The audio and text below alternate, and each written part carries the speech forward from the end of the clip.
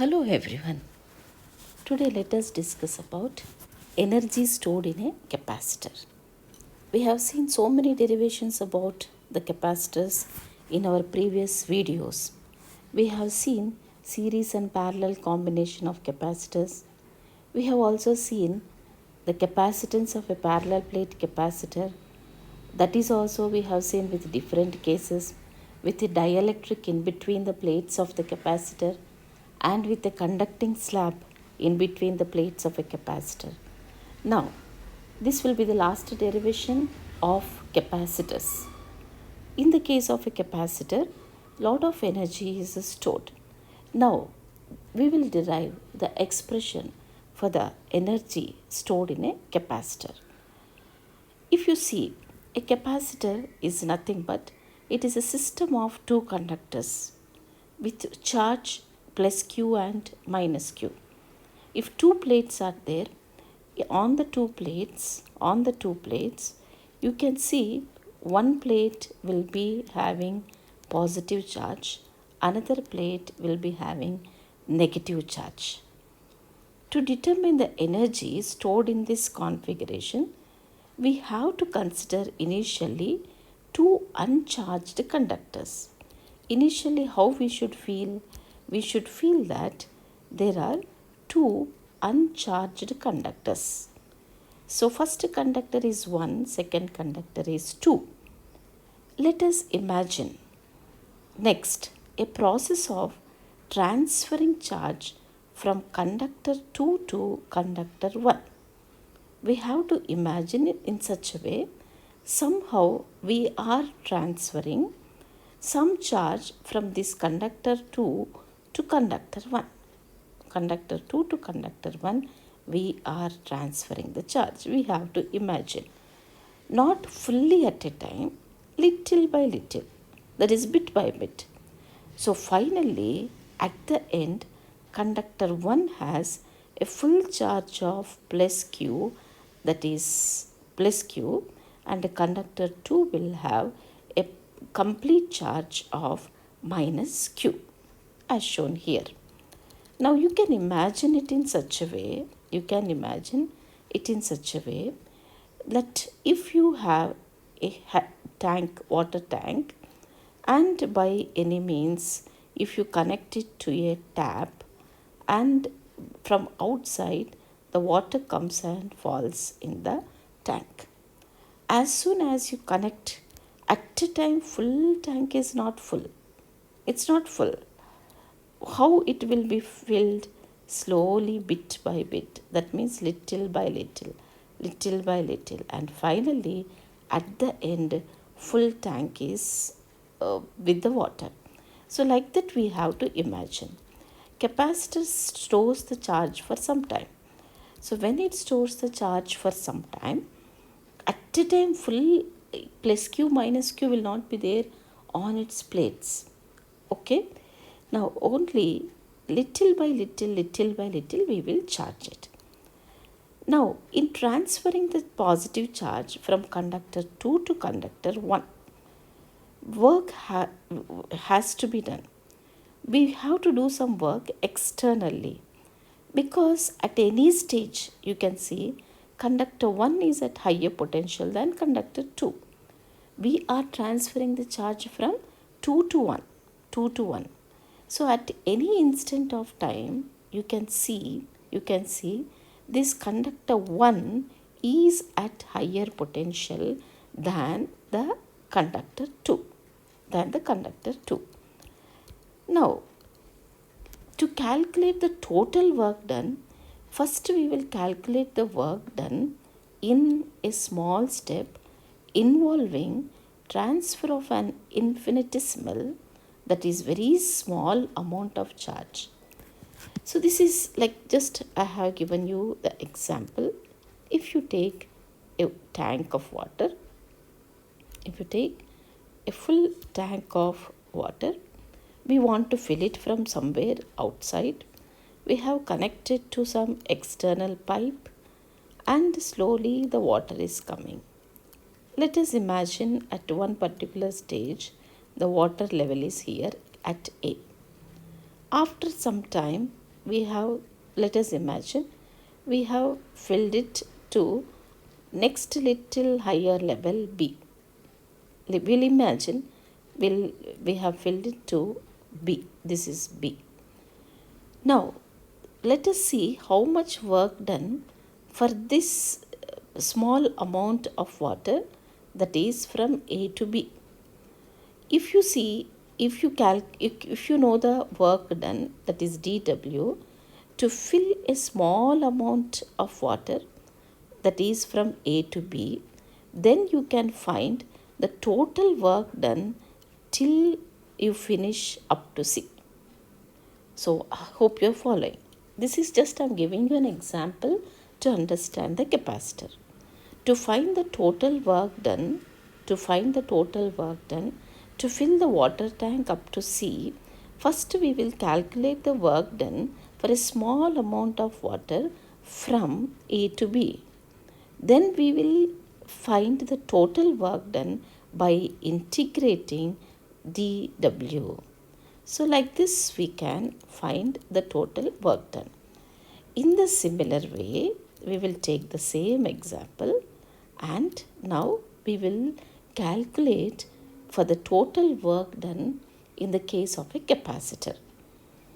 Now let us consider the intermediate situation when the conductors 1 and 2 have charges plus Q dash and minus Q dash. Like I have shown you the water tank.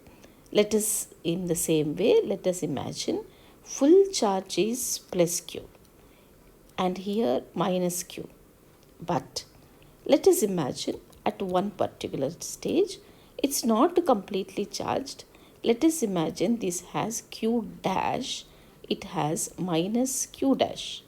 So like water tank, just now I told you, up to A it is filled, like that the case you can imagine, plus Q dash and minus Q dash. In this particular case, the potential difference between the conductors 1 and 2 is V dash. V dash is the potential difference between the conductors 1 and 2. We know the fundamental formula of capacitors, charge and the potential. Q is equal to CV. Therefore, V is equal to Q by C. Q by C. So, V dash is equal to Q dash by C, where C is the capacitance of the system. Where C is the capacitance of the system. Now, let us next imagine that a small charge delta Q dash is transferred from conductor 2 to conductor 1. Like I said earlier, in the case of water, we have filled up to A.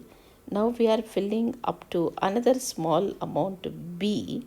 This small amount, let us see, A to B, we have to do some work. I gave you an example.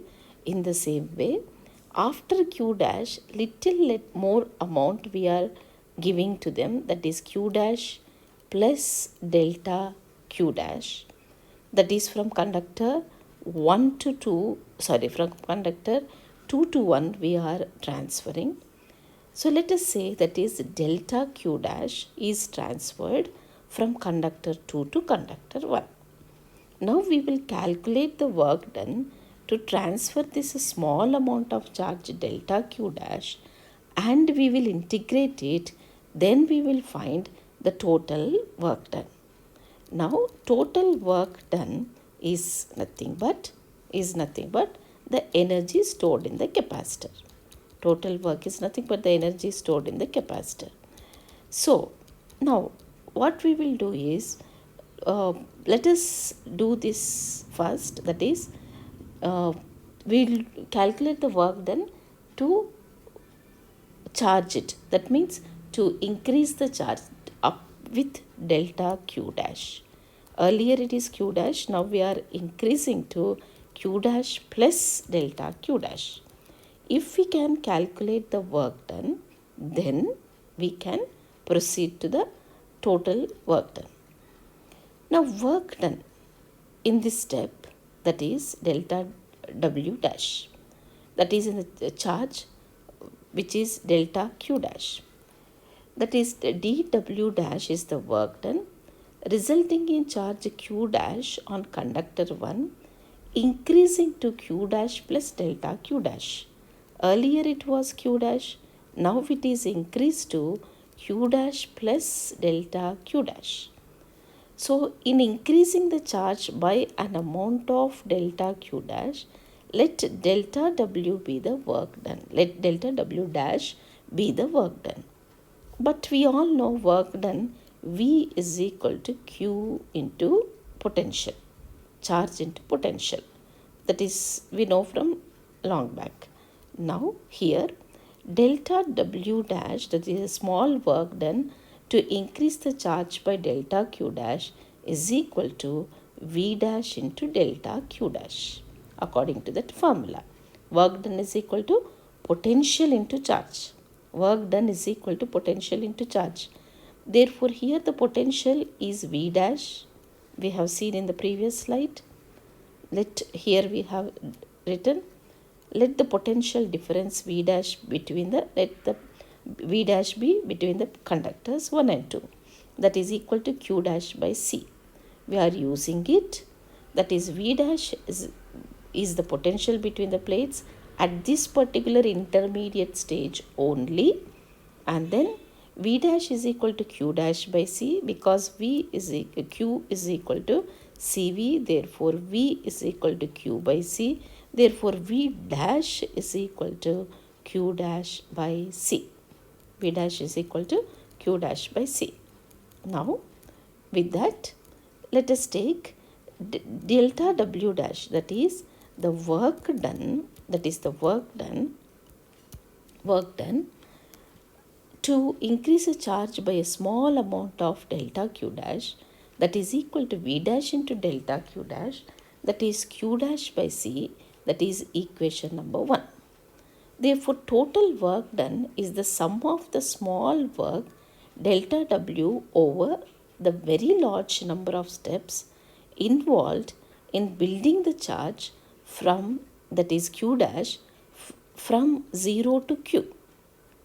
That means, in other words, I'll tell you in simple words, total work done is nothing but increasing the charge from 0 to Q. In between comes Q dash. In between comes Q dash. So we can say that total work done is the sum of the small work delta W over the very large number of steps involved in building the charge Q dash from 0 to Q. Means our capacitor we are charging from 0 to Q. In between one stage is Q dash. We are charging from 0 to Q. Totally we are charging our capacitor from 0 to Q. Initial stage is 0, final stage is Q. In between one stage is Q dash. In between one stage is Q dash. That is what the meaning of this one. So total work done is nothing but integrating or summing over all these small steps. That means we have to divide it into small steps, add the work done in each and every small step, then we will get the total work done. So total work done is equal to sigma sum over all steps delta W. Don't get confused. This is nothing but we have written small work done here, that is first small charge delta Q dash, this one. Then the total work means add all such steps dw dash like that. Every small step you take, add all of them. That's nothing but in mathematics we call as a sigma. The symbol we use this is sigma, and then add all over such kind of small work done, and then you will get the total work W is equal to sigma sum over all steps delta W. Then let's continue. Therefore, this can also be done by integration. So total work one W is equal to, this is integration of 0 to q dash by c into delta q dash. Let it be equation number 2. Let it be equation number 2. Integration means that is nothing but adding many things together, summing over many things. Integration is one part of the calculus in mathematics. You will come across that later, or some of you may have learnt earlier also. It may changes from one place to other place. Integration is nothing but opposite to differentiation. In integration we will add all the things together.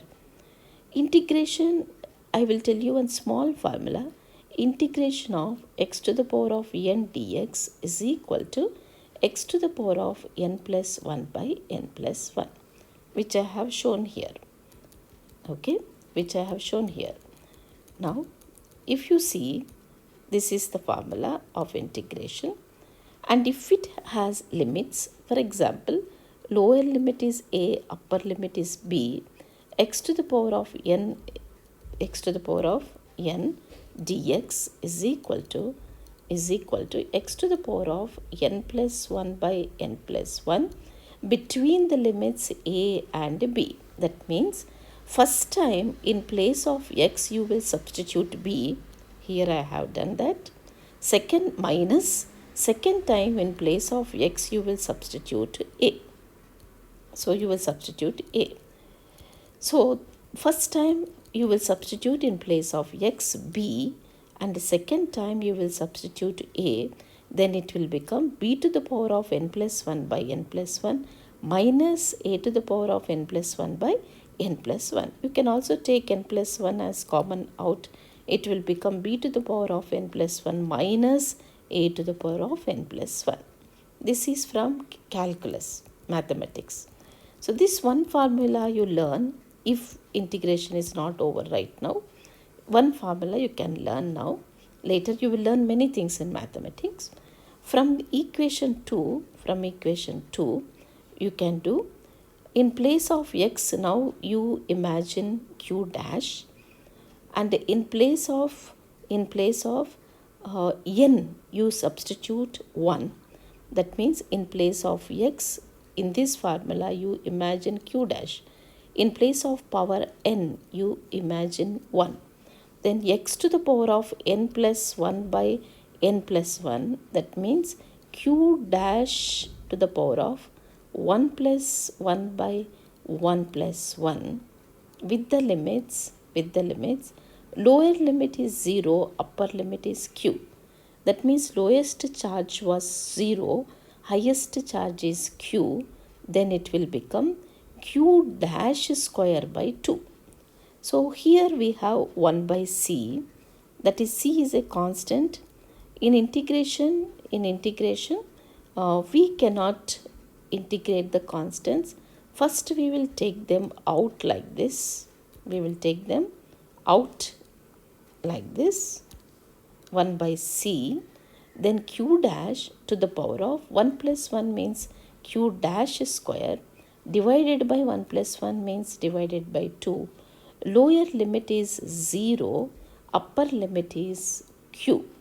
In place of a you will get 0, in place of b you will get q. So you will write now integration of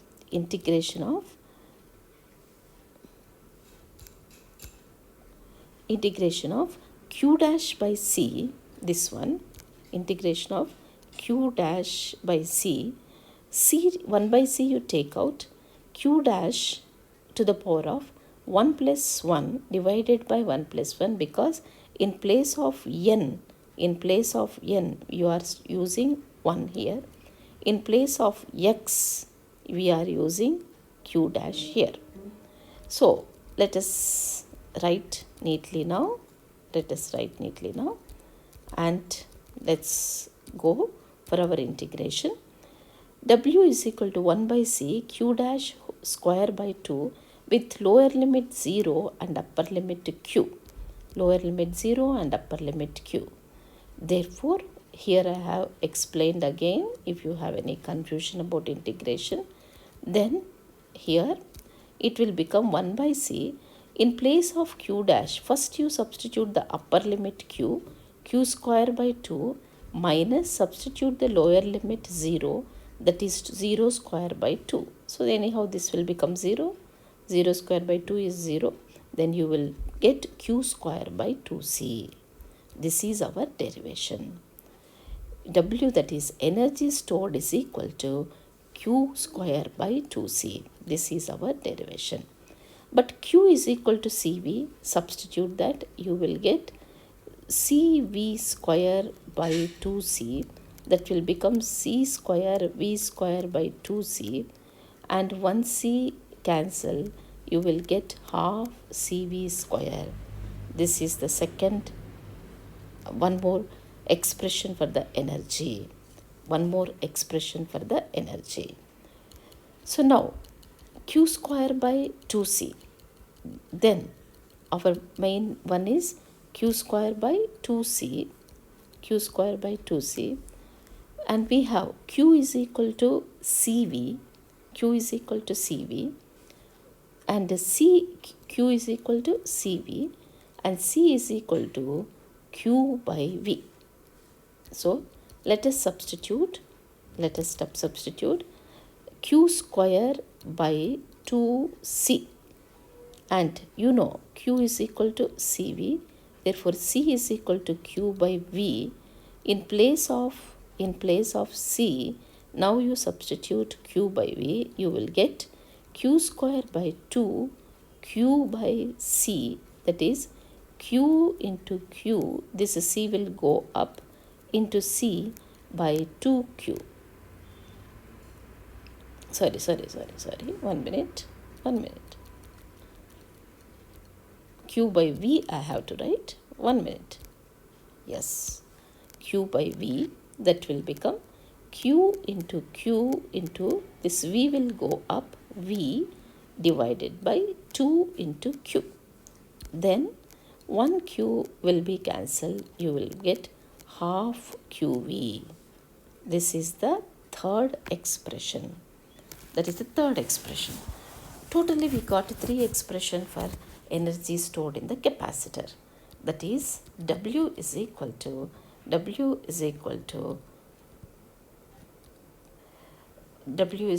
q square by 2c, that is half cv square, that is equal to half qv. So this is the work done, that is equal as potential energy of the system. Now let's continue. When the capacitor discharges, the stored up energy is released. Just like a tank of water is full, then we slowly use the water gets over. This is similar to that. As we are using the charge, slowly it gets discharged. It is possible to view the potential energy of the capacitor as stored in the electric field between the plates. That means we want to express this energy in terms of electric field, because in the examinations they are asking to express it in the terms of electric field and surface charge density sigma. So let us consider that case now, because they are not asking in the exam to express as half cv square etc., but they did not ask to express as all these terms, q square by 2c, half cv square, half qv. They are not asking about all these things, but they are asking it to express the energy of a capacitor in terms of electric field and surface charge density sigma. So for that, let us consider the parallel plate capacitor with A as the area of the plates and D is the distance between the plates. We all know that. Then energy, just now we have derived, it is q square by 2c, and we all know surface charge density sigma is equal to q by a. We all know that. Therefore q is equal to sigma a. And we know parallel plate capacitance C is equal to epsilon naught A by D. So let us take this equation 6, this one, and equation 7, this one, and we will substitute in this equation 5. Q square, Q means sigma A whole square, Q square means sigma A whole square, then divided by 2C, 2 already is there, C is equal to epsilon naught A by D, but C is in the denominator, therefore epsilon naught A will come here, D will go up. That I have shown here, 1 by C is equal to epsilon naught A by D, therefore from here I wrote here 1 by C means D by epsilon naught A, therefore here we have C in the denominator, therefore you get it is as D by epsilon naught A. And one more thing, we know electric field E is equal to sigma by epsilon naught, that is between the plates. We have learned in the previous theory work, that is electric field between the plates is equal to sigma by epsilon naught. Therefore, sigma is equal to epsilon naught E. Sigma is equal to epsilon naught E. Therefore, let us substitute it and go further. Energy stored in the capacitor, that is equal to, go back, you got this expression, this is the expression you got, sigma A whole square by 2 into D by epsilon naught, So this is equation 8, that is sigma square A square, go back, you can see here, sigma A whole square, that means sigma square A square by 2 into D by epsilon naught A, and here numerator and denominator 1A can be cancelled, it becomes a sigma square AD by 2 epsilon naught, then we will take sigma means, just now we have seen here, sigma means epsilon naught E, so let's go back, in place of sigma we will substitute epsilon naught E, therefore epsilon naught E whole square AD divided by 2 epsilon naught. Don't get confused. Previously this is sigma A whole square, that we have written as sigma square A square, and divided by 2 and multiplied with D by epsilon naught, then it becomes a sigma square A square by D by 2 epsilon naught A, numerator denominator A and A cancel, it becomes a sigma square AD by 2 epsilon naught, then sigma means from here epsilon naught E, therefore substitute in place of sigma epsilon naught E whole square into AD by 2 epsilon naught, then it becomes epsilon naught square E square AD by 2 epsilon naught, numerator and denominator epsilon naught and 1 epsilon naught cancel, then epsilon naught E square AD by 2, and you can write it as half epsilon naught E square into AD. For any volume, for example, if you take a cylinder, if A is the cross section and from here to here the distance is D, then volume is equal to cross sectional area into distance. For anything it is like that only. In this case of capacitor, two parallel plate capacitors are kept like this. Distance between them is D, area of the plates is A, therefore area between the plates is A, distance is D, therefore A into D will give you volume of the capacitor. That is volume between the plates of the capacitor. Therefore, energy density is defined as energy per unit volume. Energy density is defined as energy per unit volume of space. Therefore, energy density is equal to energy, this is energy, half epsilon naught E square AD divided by volume. Volume means AD divided with volume. So let's do that now. Energy density is defined as energy by volume. Energy means U, volume means V, volume means A into D.